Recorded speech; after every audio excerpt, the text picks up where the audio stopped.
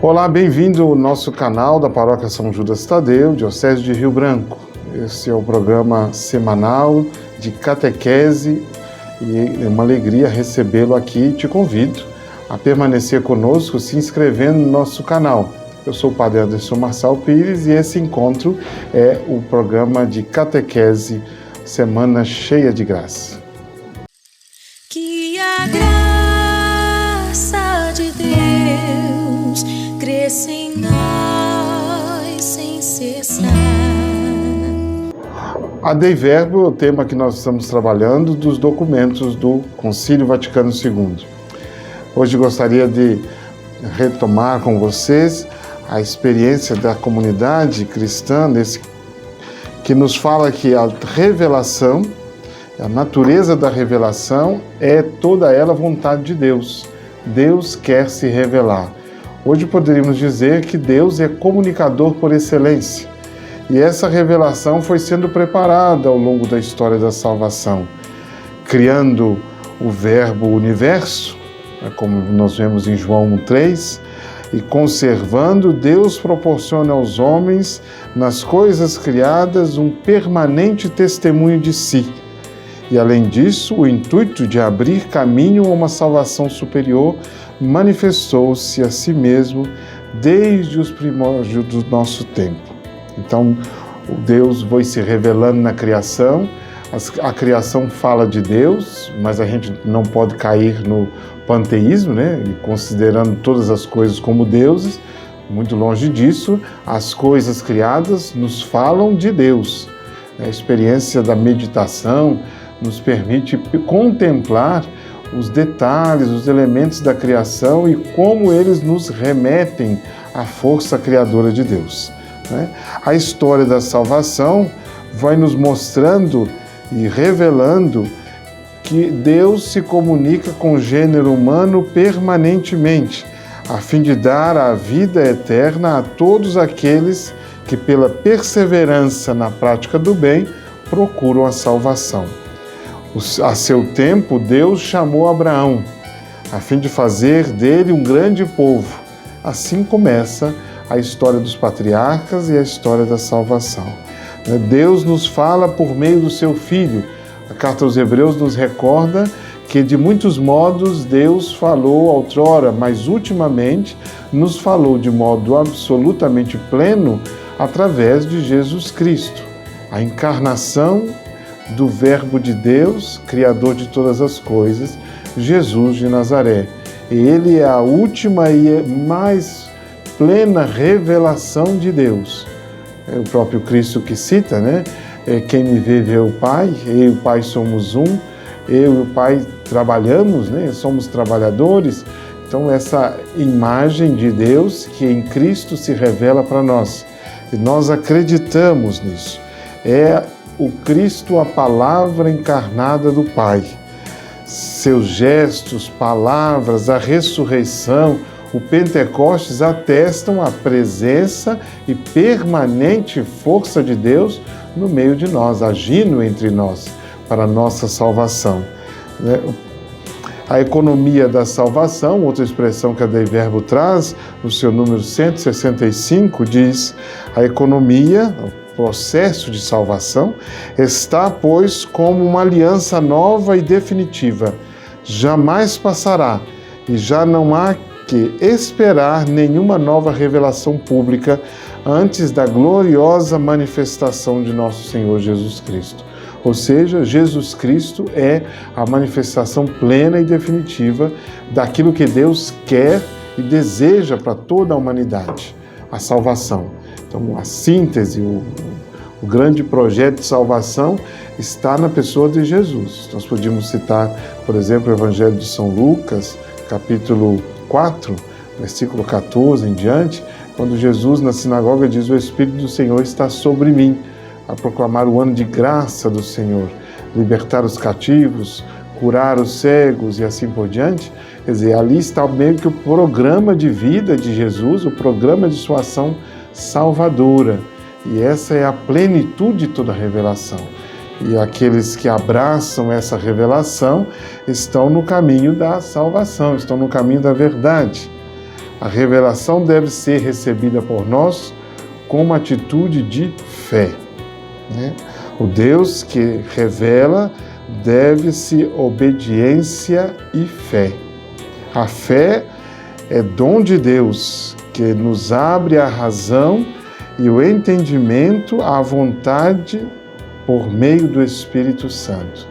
Então, crer na revelação é uma graça da fé.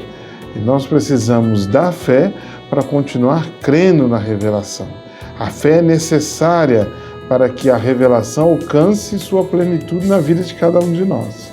Quer dizer, quem não tem fé faz uma experiência de Deus, sim, pode fazer uma experiência de Deus, mas a experiência de Deus feita na fé nos abre os horizontes, nos permite avançar na experiência de Deus, né? O Deus que se revela, o Deus revelador, ele é sempre o centro, dando o seu apoio, a graça do seu Espírito, que move o coração e converte-o a Deus, abre os olhos da mente e a toda a suavidade no consentir e crer na verdade, a fim de formar sempre mais profunda compreensão da revelação.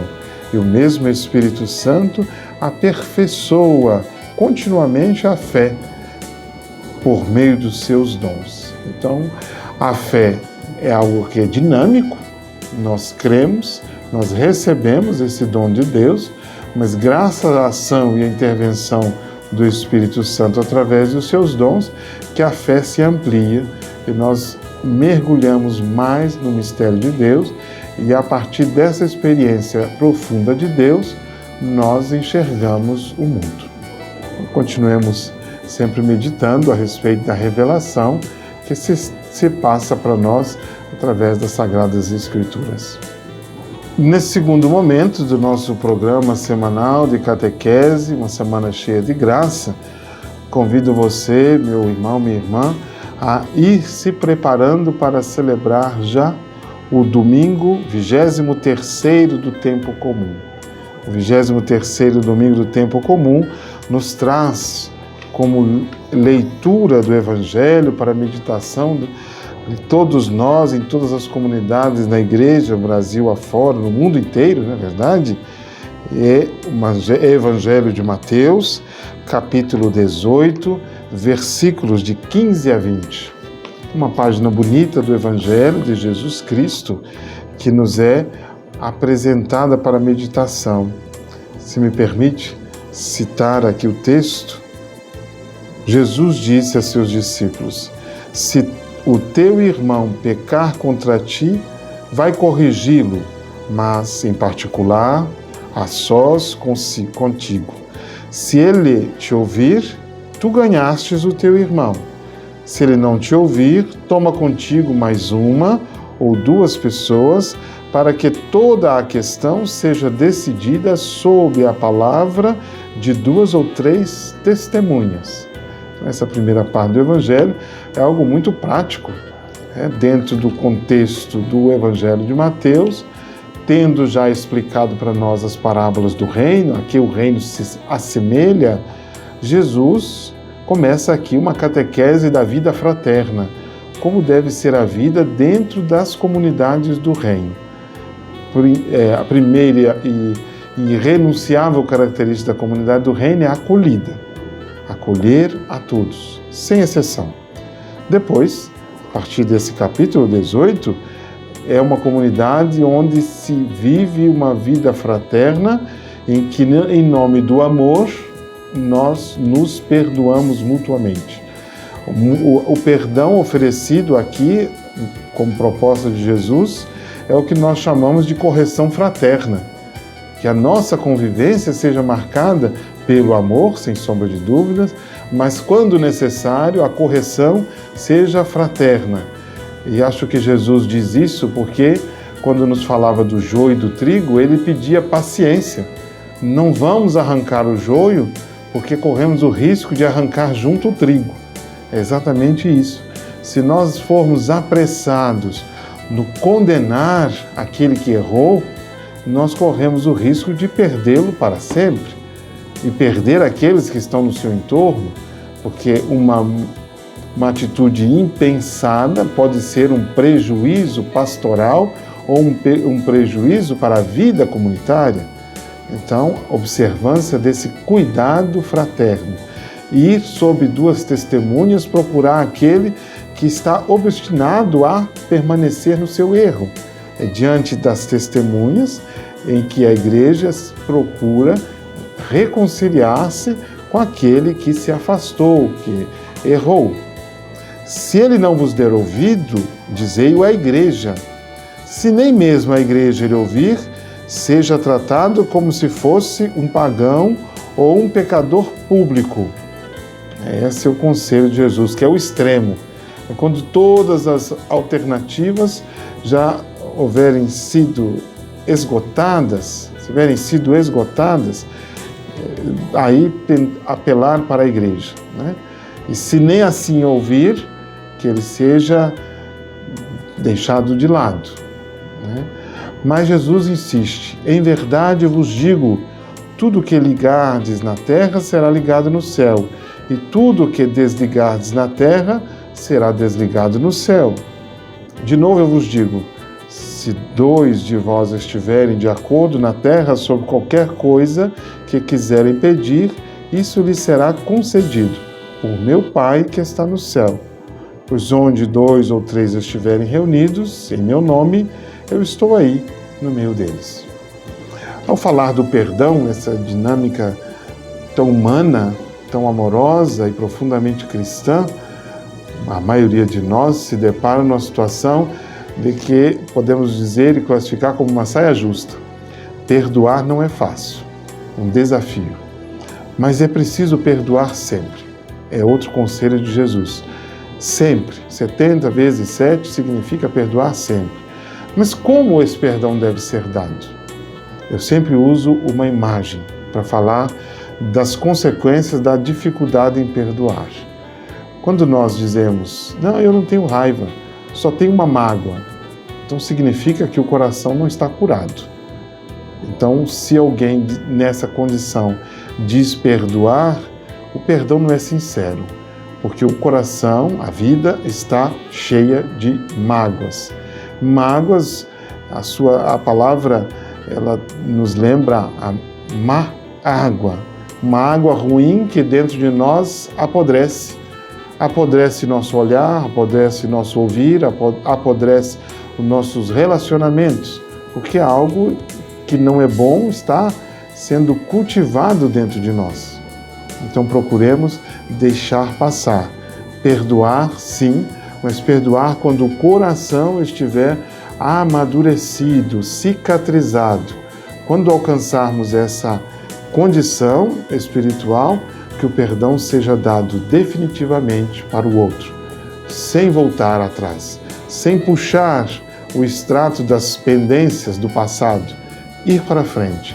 Um coração que perdoa é um coração livre. Então não deixe essa mágoa, essa má água se alojar na sua vida, porque tudo vai se tornar doente. Eu desejo a você que segue esse canal e a todos aqueles que leem esse Evangelho que possam meditar e aprender do Senhor a ser manso, humilde de coração e a perdoar com sinceridade. Que Deus abençoe você e sua semana seja cheia de graça. Compartilhe esse vídeo com os seus amigos, com os grupos de família e desejo a todos paz e bem. Em nome do Pai, do Filho e do Espírito Santo. Amém. Que a graça de Deus cresça em nós.